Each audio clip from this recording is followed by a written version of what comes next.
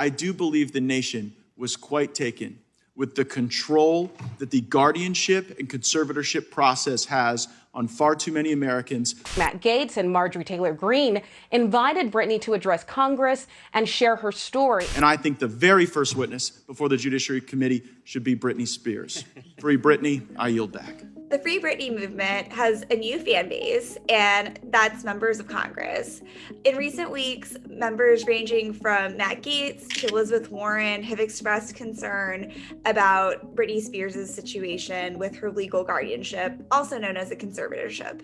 I'm Marianne Levine. I'm a Senate reporter for Politico, and our story today looks at what Congress can actually do to free Britney. What do you want? Free Britney! You want it now! The Free Britney movement has been of interest to a range of members in Congress, in part because her situation, regardless of political party, raises a lot of concerns about what limits legal guardianships can really place on an individual. A conservatorship is a legal guardianship or a setup for someone who is deemed unable to take care of themselves. Spears claims her conservatorship prevents her from having an IUD removed so she can have more children should she choose.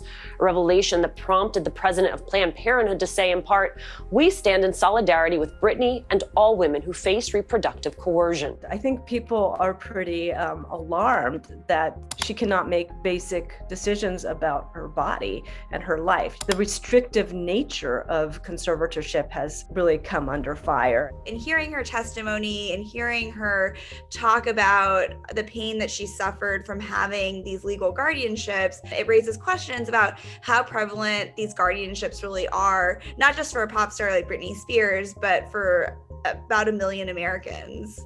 On the Senate side, Senator Elizabeth Warren and Bob Casey have been very vocal about this topic. They sent a letter to the Justice Department and the Department of Health and Human Services asking for additional data. The senators write, quote, "Comprehensive data regarding guardianship are substantially lacking. Lack of data hinders the federal government's ability to make policy changes." Knowing the data, knowing how many guardianships there are, what the conditions are, that's really going to affect the knowledge that Congress has about what they can potentially do in moving forward. There's a lot that Congress could do, and I think it's a mistake to just think about this as a state issue because there are significant federal rights at stake. Every single guardianship or conservatorship involves somebody's due process rights. It looks like she doesn't have access to her own counsel.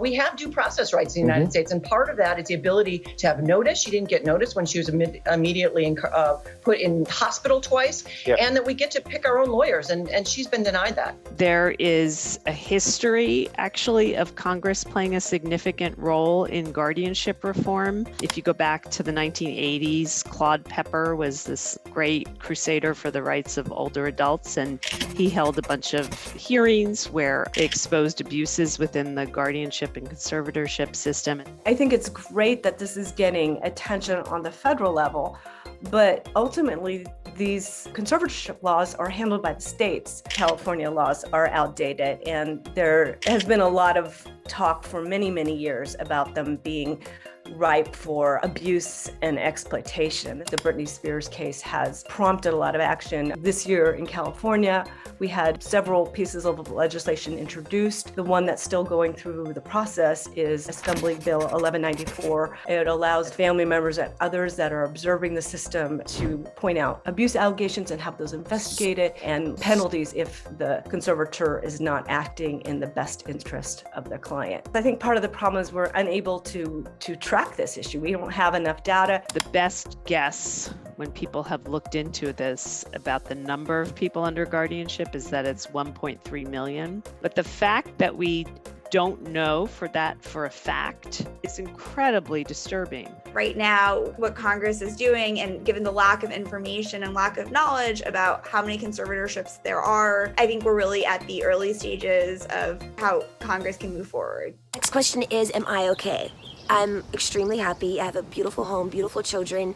I'm taking a break right now because I'm enjoying myself. In Britney Spears' situation, I think the exploitation is driven by the fact that this is a woman who has millions of dollars and could make millions for the people around her. Nobody's let her do what she wants to do for the last 13 years. Whatever she does moving forward, her statement was critical for her to say all that, but it was also important for other people who are living under guardianships or conservatorships and are not able to get the attention that her case has gotten. Right now, it seems like there's not a lot Congress can do on her specific case. We're really at the beginning of the process, and it could take quite some time if Congress even does anything on the topic.